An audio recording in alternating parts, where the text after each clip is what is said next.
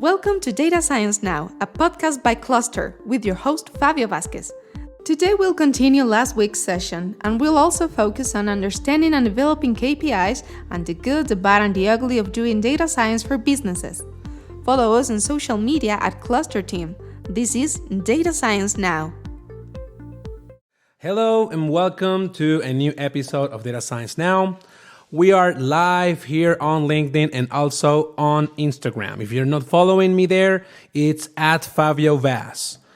So welcome everyone to a new session of this idea we have on teaching you the basics of data science. Remember that we're live every Tuesday here. It's going to be live here on LinkedIn and also there on Instagram. And the idea is for me to discuss the most important topics in the world of data science when you're doing a project. Right now, we are in the first step, and it's how data science works in a business environment.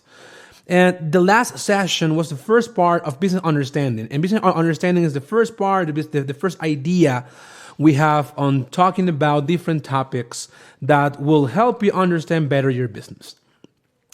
So, by the way, for the people watching me on Instagram, if you want to get the slides and stuff like that, you have to go to LinkedIn.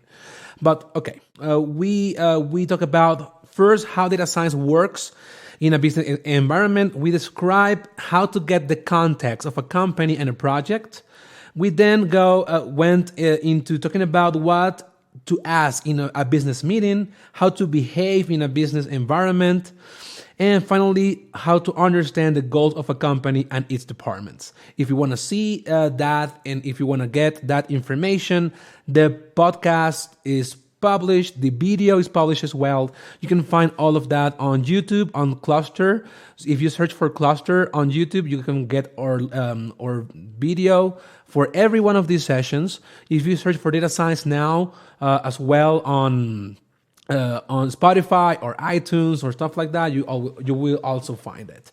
Finally, the newsletter contains more information, about some links, some images. So if you want to get all of that, make sure to follow that newsletter on LinkedIn. Right now, we have almost 28,000 subscribers. Thank you very much for that. And hopefully we will get bigger and bigger so I can share more information with you. Okay, so let's get to business. The idea of this session is to discuss two important topics. The first one is how to understand and develop KPIs. First, I'm going to talk about what's a KPI, and then we're going to talk about the good, the bad, and the ugly of doing data science in a business environment. And this is going to be from my personal experience, okay? So this is going to be more like a talk we have, you and me, so let's go for that.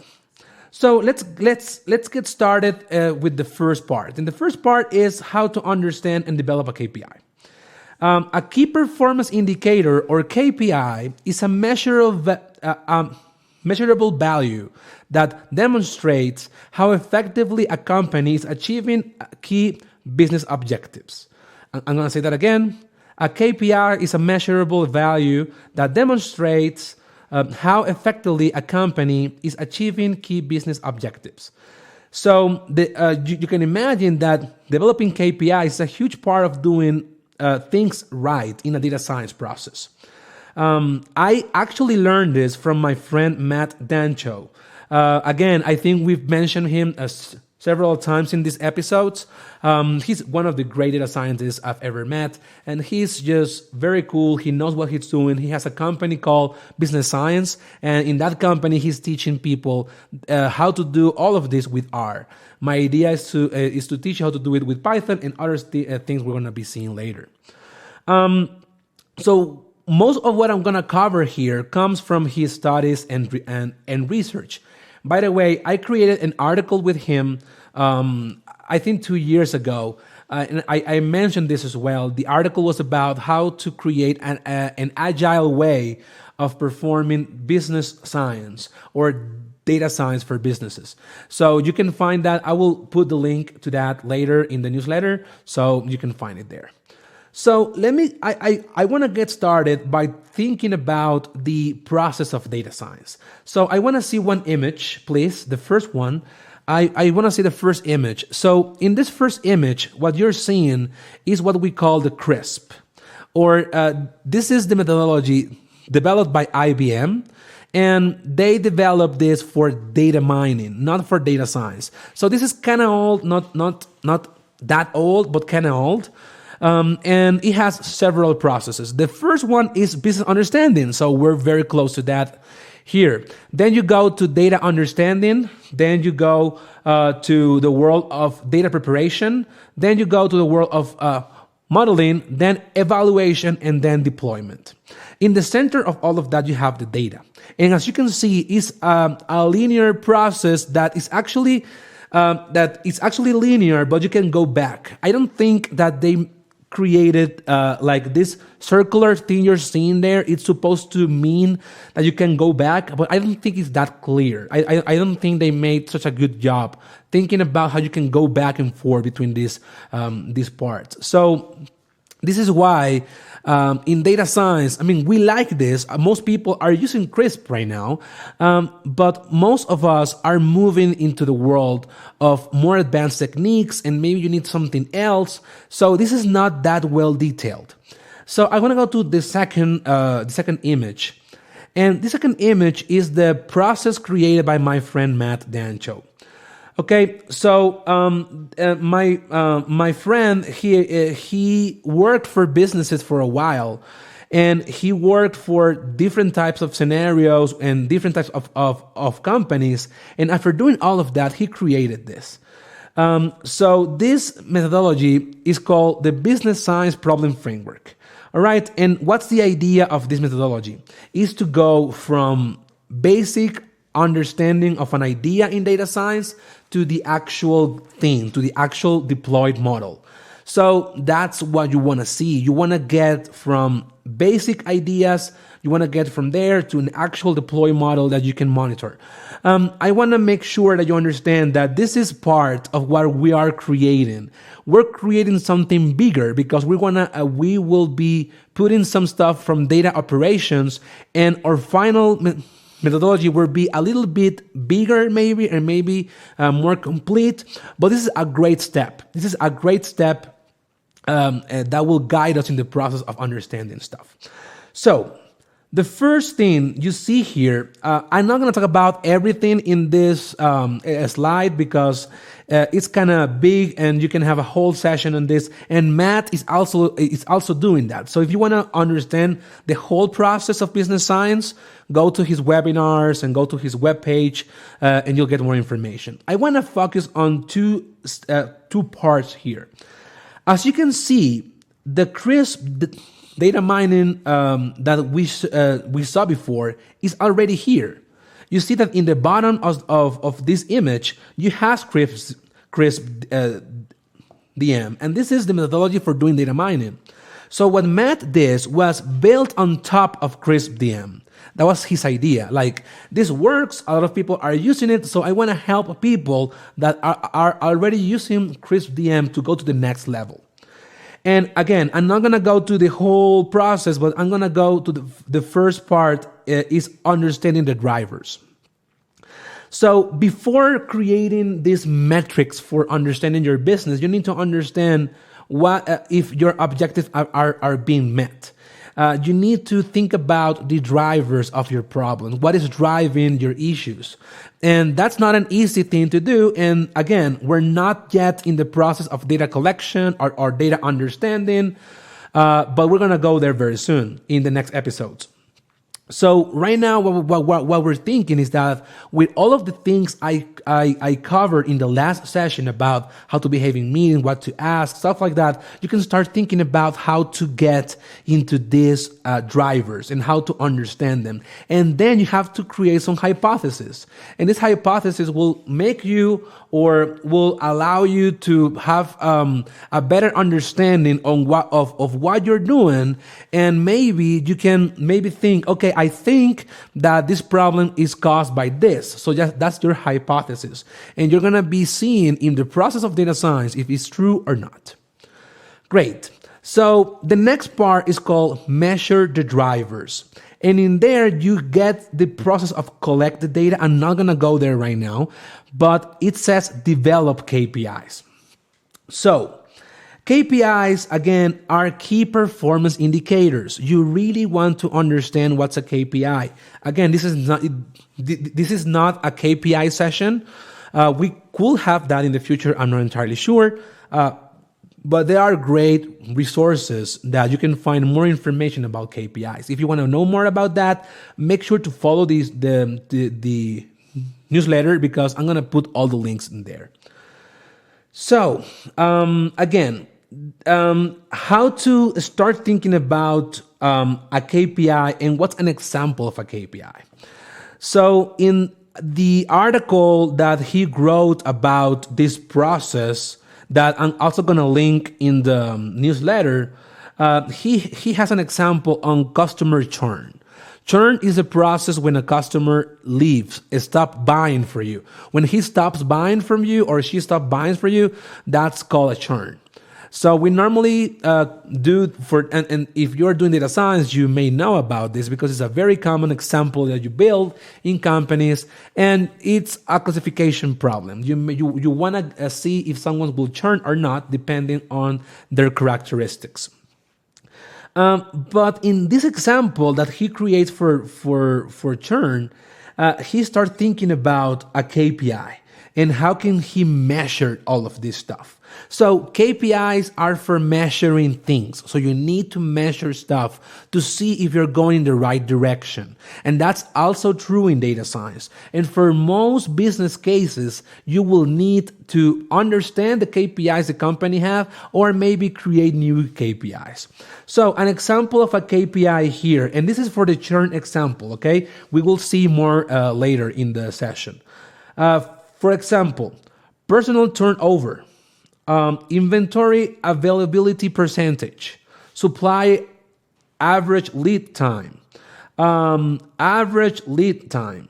So those are KPIs, and those are metrics. So you can measure this. You can measure the average lead time. You can measure the supply average lead time.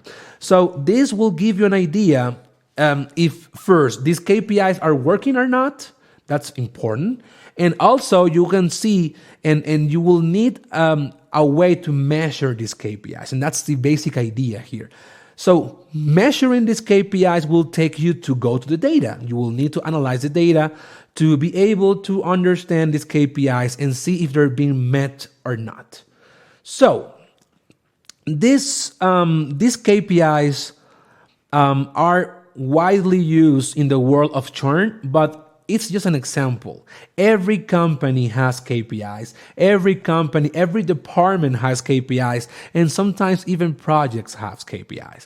So the idea here, and this is what I'm going to tell you, you need, before thinking about developing a KPI, you need to understand and measure the drivers that I mentioned there.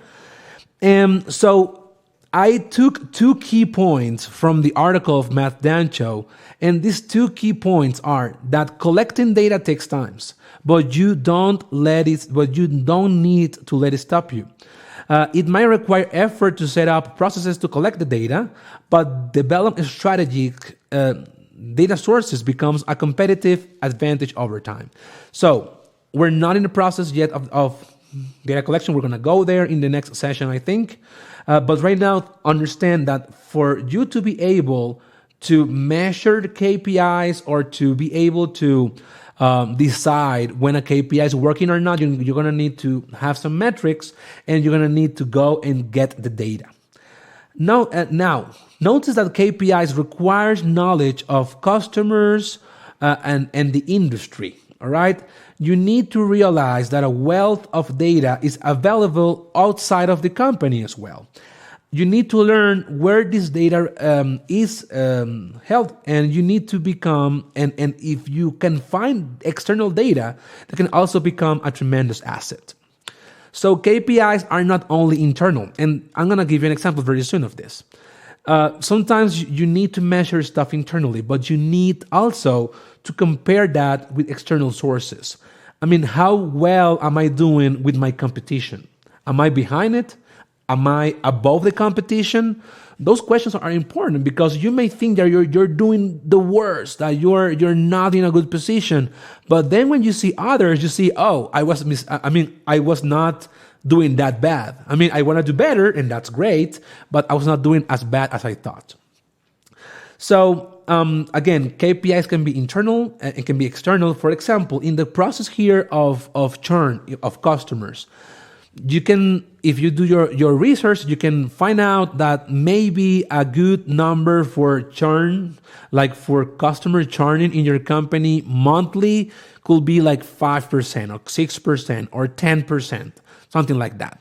And so you can measure how you're doing. If you see that you're losing 45% of customer each, like from the amount you have each month, that's maybe kind of bad. So you want to change stuff.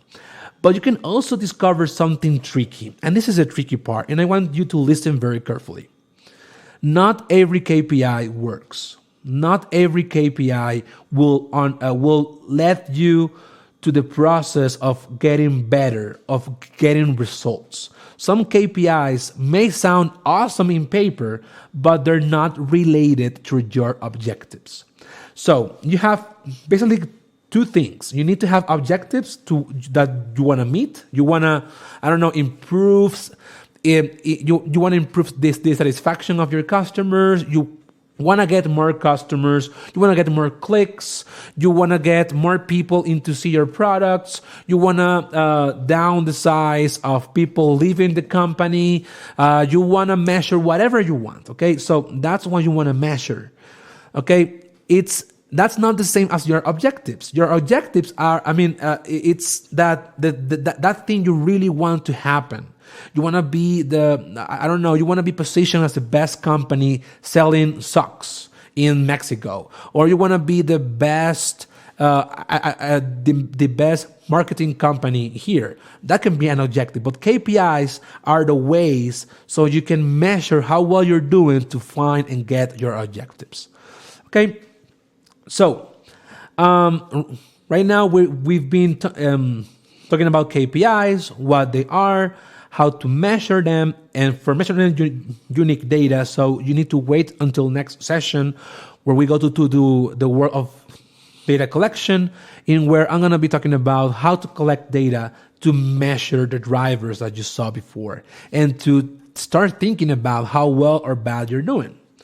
So now that we got that, sometimes you also need to develop new KPIs.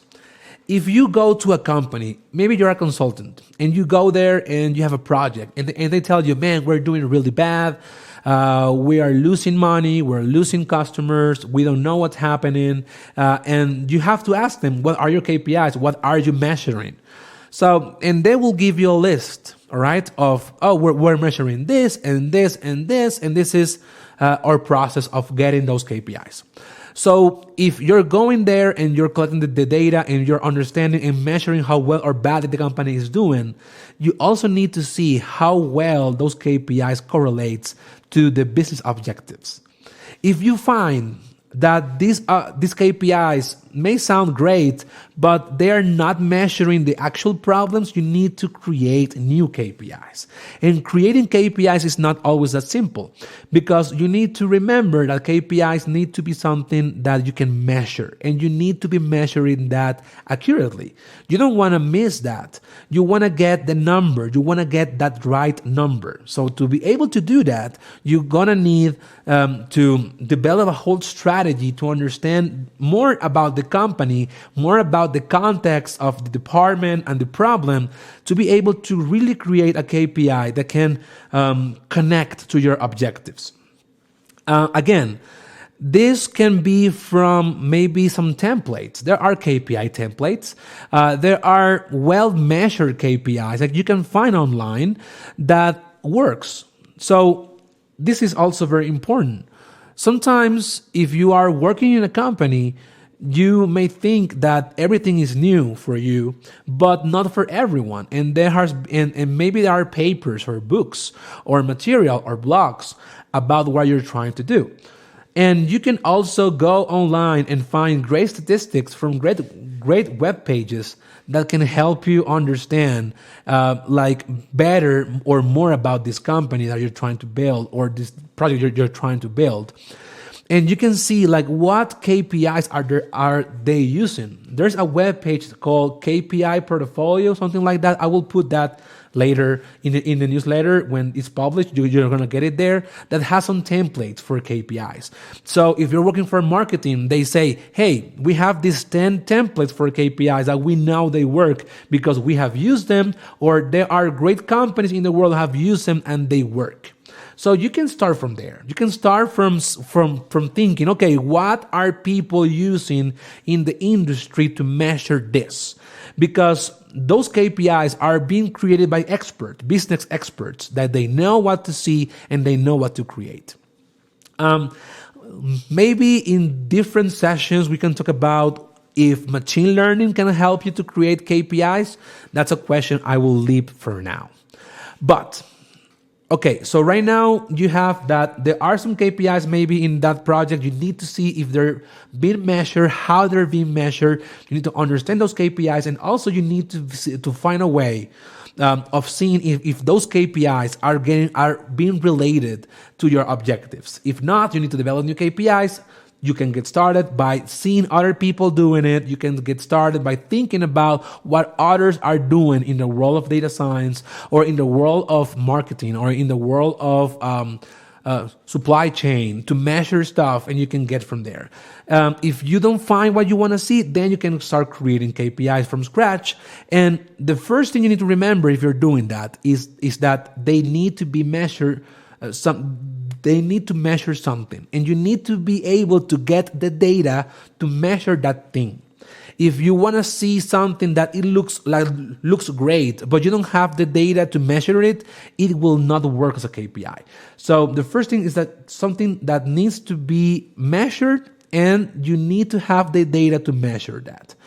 You can even create a process to get new data, to develop a new KPI. That can also be the case, but we'll talk about that later. Great. There's another source of information. I want to go to the next slide, please. There's another source of information, and this is an article from Ori Cohen. And he developed a whole strategy to create a KPI for business products for data science. So this is not the same maybe as on how math is viewing stuff. I'm gonna be linking the article that you're seeing right now. For the people on Instagram, you're only seeing me, but for the people on LinkedIn, they're seeing right now this live. And there's a process there. And the process is to go from the business product KPIs and goals to a solution delivery. And so sometimes you will need to be able to do a lot of different stuff. And I'm going to talk about that briefly right now. So this person here, Ori Cohen, I'm going to be putting his article later in the newsletter. He says that research processes take time. And to achieve a certain goal, researchers may check many possible solutions. In practice, this can take weeks. So having a business product KPI first allows stakeholders to be in agreement, allow us data scientists to be focused on a solution that satisfies the business need, and finally, it is more agile as it prevents unneeded long iterations without a clear defined goal. So this is an amazing thing that he said here. I'm gonna read it again so you can hear it very carefully. He said, having a business product KPI first allows stakeholders to be in agreement, allow us data scientists to be focused on a solution that satisfies the business need, and finally, it is more agile as it prevents unneeded long iterations without a clear defined goal. This has great words. The word agile that we're going to be seeing a lot in these sessions is going to be important later, and the word agreement is important. you're going to be seeing that it's very important that both the stakeholders, the business people, and the data scientist team, they need to be in an agreement of what they want to see, what they want to measure, what they want to have in the end of the project. And also allow us data scientists to be measuring stuff all the time. And do our research with a focus on building a product that will satisfy the need of the customer or the business people or the stakeholders. All right, so in here you have a process that he says that you need to go from these KPIs to some research. You need to do a validation of these goals, and you need to go back. And I like this because it's a process that you can iterate going back and forth. You need to validate your goals, and if the is not successful, you can go to the first part. And this is very important. Sometimes you need to get started from scratch. Sometimes you see that almost in the end of a project, you're not meeting the requirements. And if you go back, that doesn't mean that you will start from scratch everything. That means that you can take information from the future and put it into your past knowledge and improve that, so now you have a better understanding of what you're doing. Finally, you want to get your solution delivered. And this is the problem of what I'm seeing with everything I'm showing you right now. I want to take the image out now, please.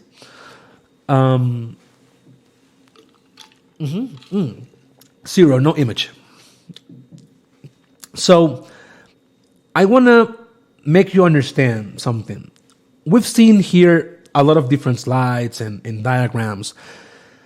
The problem for me is that they're tackling a problem. They're attacking something, and they're doing a great job by doing it. But it's not a complete process. And I think that one of the only ways we as data scientists, and me personally, have been able to understand this in a global scenario is with the world of data operations.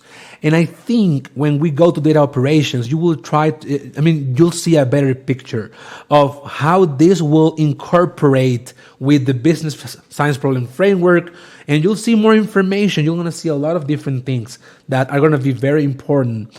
And there are just pieces. I feel like right now in data science, we have great people talking about amazing stuff, and they're building pieces that I think the people that created data operations are putting together. And I want to share that with you.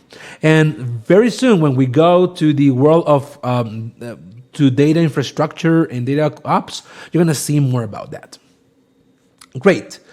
So just to close this first session, this first part of the session, we talk about KPIs, key performance indicators. They help you understand and measure stuff for a project, for your business, for everything you want to think about in a business scenario. And they work in a way that you need to measure them. You need to have a way of measuring how well or bad you're doing with those KPIs. And those KPIs need to be tied to your business objectives. If you don't tie your KPIs to your objectives, you're getting nowhere. You can be measuring different stuff, and you can spend months getting the data to collect it, and then to measure stuff that it's not going to work for what you want to see. And finally, we learned that some people are experts in creating KPIs, and these people, they have shared their knowledge. You can find papers, blogs, articles, books on creating KPIs for different types of companies, and you can start from there. You can get started by seeing what others are doing, because sometimes they do good for that. Sometimes you see that they're not good for you, and yes, you can develop KPIs from scratch. That can happen as well. But always get started from known stuff. Get started with ideas and with knowledge that you know that works, because others have used it and it's worked for them. If you see that it's not working for you, you can create new stuff. But first, always start with the things that are there, so you don't lose time maybe going into the rabbit hole of creating stuff that already exists. Finally, I want to go to the other piece. It's called the good, the bad, and the ugly of doing data science for businesses. And I want to talk to you about some examples from my personal life. when you get started in the world of data science, when you get started in the world of doing programming and doing machine learning for companies, and I made that mistake that you think that everything will go fast, that everything is like you're working alone, and it's not like that, right? So one of the bad things or working in a business scenario is that you have to get used to the pace of the company. You wanna get the time to understand that a lot of processes take time, and projects maybe take months or years. So that's not you. You're not used to that, maybe because you've been working in the academia or you're working in different types of companies. But for most companies, and this is my personal experience, stuff take time because you need to align a lot of different people into one specific goal. And that take time, and also develop the codes, the infrastructure, getting the right people involved, writing the documentation, developing the algorithms, deploying the algorithms. It all takes time. So don't rush. I know that the business environment are also heavy sometimes. You get pressure on building stuff. One of the KPIs, one of the most common KPIs is time to market. That is how much time it's taking you to go from scratch to a deploy model. And I know that some people measure that, and it's important. Okay, you don't want to wait 50 years to do a project. Maybe you don't even have 1 year to do it because it's something that needs to happen now. You have the necessity, something like that. So yes, there can be pressure for that, but try to not get lost in all of this desperation and take your time, get the pace of a company, and you will do better. And I want to give another example. Let's say you're working for a healthcare company, all right? Let's say you're working for a hospital, something simpler. And so you realized, and this is something that happens, by the way, that let's say we are right now May 28. Okay, it's now May 28. Let's say that for the next week, June 4, right? For June 4, we have scheduled five operations. All right. So for June 4, we have set up 5 operations. So when you need to do an operation, you need to get people. You need to get a lot of people involved. You need the physician, you need the crew, you need the tools, you need the room for doing that, and you need to set up a specific set of intervals, because if you have 5, and let's say you even have 1 or 2 rooms for doing your operation, you may need to be able to see how much time this will take and stuff like that, right? So there are a lot of things involved in the process of understanding a hospital that I will not tell you right now, but you can start thinking about those 2 things: tools and rooms, and the world of people like physicians, doctors, nurses, stuff like that. So let's say that, again, for next week, you have 5 operations for that day. Let's go to the future right now, and let's go to tomorrow. Tomorrow, 3 more operations are set on that specific day. So you need to get, again, more people, because they only can happen that day for some reason. So you need to get more people to build that system for the operation. Then the next day, and like in 2 days, 4 more operations are there. And whenever and so you started with 5, and let's say that 1 day before the operation day you have 15. All right, so you have 15. And it's kind of interesting that you can start thinking about on the process of modeling the amount of people that will get a surgery on a day. All right, so this happens in a lot of hospitals. They try to do the best to predict how many people are going to be in one specific day for surgery. Because they have to prepare the doctors, they have to prepare the room, they have to prepare everything so it works. And if you see, we have a progression. Whenever the day is closer, we have more and more people getting surgery in that specific day. So whenever you model that, and let's say now you're being hired as a data scientist for that hospital, and they tell you, Fabio, we have this problem. We want to predict how many people will get surgery for the next 2 months. And you have 3 years of data, all right? And you know these two things. You know how many people were put there or scheduled for surgery like 20 days before the actual day. So you have for May 28, 20 days before that, you had one operation. 19 days before you had 4, 18 days you had 13, 10 days before you had 100. So you can start seeing that progression. So let's say you're working with this hospital and they tell you to create a model for that. Understanding the business context in this case is crucial. If you only use the final day, so if you see, I want to use only like the actual data, that means like you go to the past and see how many surgeries happened, like actually happened that day. So you will be able to create a model because everyone can create a model. It's super simple. I mean, the easiest part of all of this is modeling right now. I'm going to show you great tools that are going to help you create machine learning models very fast. This is not the most important piece in data science. It's understanding what you need to do. So you have this problem. If you only use that day, it's not going to work because you will not be able to understand that this is a process that changes in time, and you need to use all of those dates.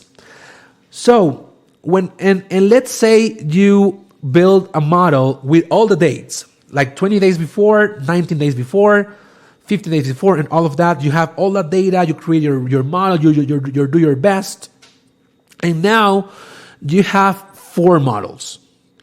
Okay, the first one predicts how many surgeries will happen one day before, right? So if you if you're a data scientist, the people in the hospital will only be able to ask you one day before how many surgeries will happen in the next day. And the accuracy for that model is, let's say, 95%. You're super happy and you say, oh yeah, 95% is awesome. But one day before, will that be enough? Let's see. The second model is performing a little bit worse. It's 90%. And it can predict 4 days before. Okay, so 4 days before, you can predict how many surgeries will happen in that day, but you have 90% of accuracy. It's less than the first one.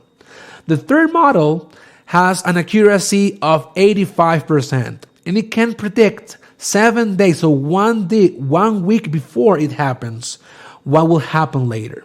The final model is, let's say, an 80% of accuracy, and it can predict 2 weeks before. So I know this is kind of tricky, so I'm going to put all of this in the newsletter if you want to read it more carefully.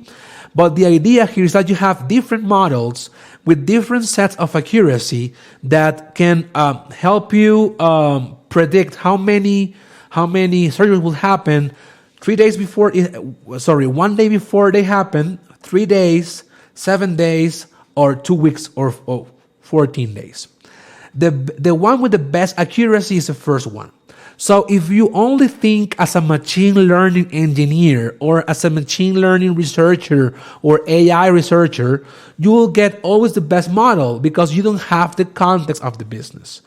If you're working as a data scientist and you understand all of this, you will see that one of the KPIs that these people are measuring in the hospital is with with how many days in advance we can tell our doctors and our crew to be prepared for a surgery. If you are a doctor and you're hearing this, you know how crazy it gets. You know how fast things can change in a hospital, and you can get assigned more hours, and you have to work double shifts. So it's kind of tricky. And if you want to keep your people happy, if you have this model, that will be awesome.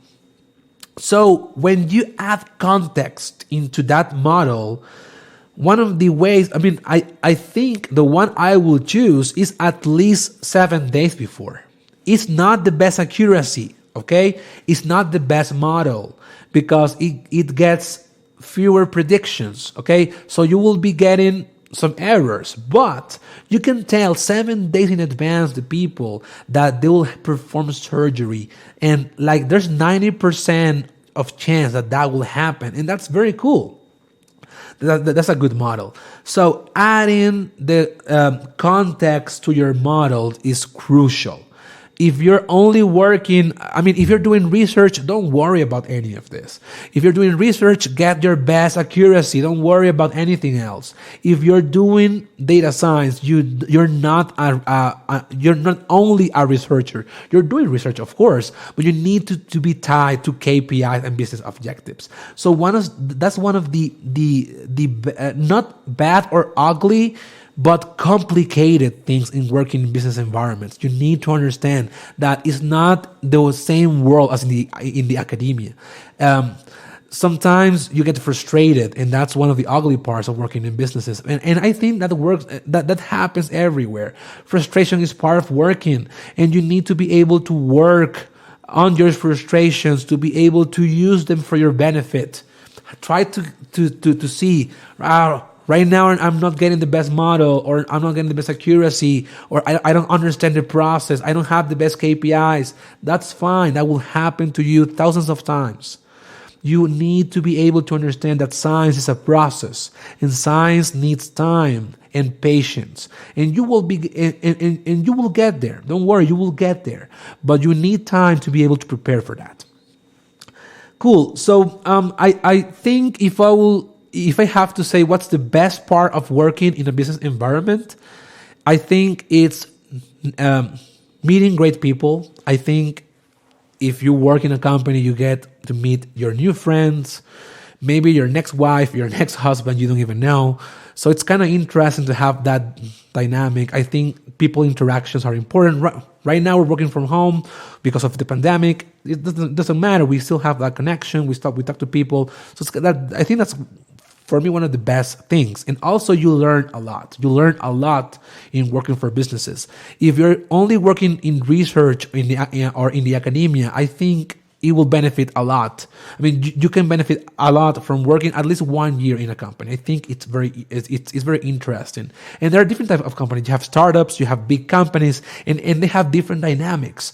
And one of the cool things about working for companies is this: you get to know more dynamics. You get to meet more people that are not in the same place as you are, or know different stuff.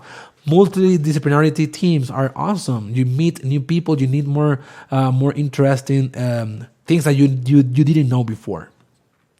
One of the bad parts of working for companies, I think, will be if your company if that has a toxic environment. That's awful. And I've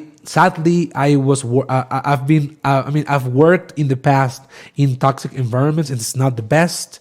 I know you get frustrated, and it's not easy. You don't get any help. So I think that's one of the worst parts of working for some companies is the environment. Maybe it's not the best for innovation or for you for working. One of the other bad parts is also thinking about maybe like big commutes. If you want to go to a company, sometimes it can be far away from where you are, and that's maybe something that you don't like. So that could happen. If you're working from home, you don't have that issue, but that can be one of the bad parts. I didn't like that as much. Right now, I'm working from home. I have a home office here, so I'm happy for for that, and with that, because I didn't like the commute to go to work. I think the ugliest part of working for companies is when you don't have a good team, or when you're expected to do stuff that you don't know how to do, or you don't do a good research. I mean, you cannot blame you cannot blame the others for everything that's happening. Sometimes they'll have some of the fault, but maybe you didn't do your research very good for the project or the company, and you're working for something that you really don't want to work. Maybe you're being asked to do stuff that you never thought you were doing, and you're frustrated. You think, I'm not doing data science. I want to do modeling. I'm not happy here. So that's one of the ugliest part, because leaving a company is not a comfortable process. You have to give your 2 weeks announcement. You have to give your letter of resignation. It's not comfortable for anyone, or you can even get fired, and that happens sometimes. So I think that's one of the ugliest part of working for 4 people, or even if you're the boss, you always get these uncomfortable situations. But I think the good parts are much more important than just focusing on the bad stuff. I think working in business environments is awesome. You learn a lot, and data science was built for that. Data science was built to work in a business, and all that I'm going to be showing you in all of these weeks is how to really use data science to solve business problems. And that's the main use of data science, to solve business problems. If you are not solving business problems, you're maybe doing machine learning, research, whatever, but you're not doing data science. So with that, I conclude the episode of today. I know it was kind of long because I covered different stuff. And again, this is going to be published very soon as a newsletter. And you will also get the video on YouTube. Please follow us on Closter. You will also get the information for the next episodes if you follow me or Closter. So you can follow me at Fabio Vaz. You can see that is on Instagram and in Twitter or Facebook. And you can follow Closter at Closter Team. And I think it's gonna be interesting if you're there. Because we're always sharing what we're gonna do and the things we're gonna be showing. So please follow us there. And let me see if I have any questions right now. Matt was here. I don't know if he's still here, but Matt joined. And the cool thing is that I don't know if he's here. If he's here yet, but. He is one of the inspirations I have, and I'm hoping to work more with Matt in the future. Please follow him. It's at Business Science is his company. It's one of the great places to work and learn data science. And maybe if you work with R, that's the best place for you. So I want to thank everyone for being here. Also the people on Instagram. Hopefully this will get published very soon as a newsletter, and you'll get all of the links. Remember to follow us on social media at Closter Team, and that we're going to be here live every Thursday. I want to thank my team, Gabriel, Eileen, and Hazel, the Closter team. We're here to help you. We're here to help you understand data science so you can really transform your business and your life. So thank you very much, and see you next week. Bye-bye.